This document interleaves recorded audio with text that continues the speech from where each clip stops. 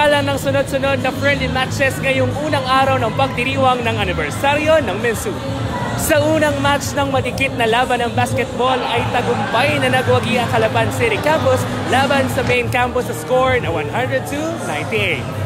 Mas tumaguntong naman ang hiyawan dito sa loob ng activity center nang magsimula na ang volleyball matches kung saan wagi sa volleyball boys ang main campus at city campus naman sa volleyball girls. Naging mainit naman ang sagupaan sa pagitan ng St. Augustine Seminary at Mensu sa huling match ngayong araw. Matapos ang dikit at matinding laban, tagumpay ang Mensu sa score na 77-75. Bryce Tolentino para sa Balitang Pandayan.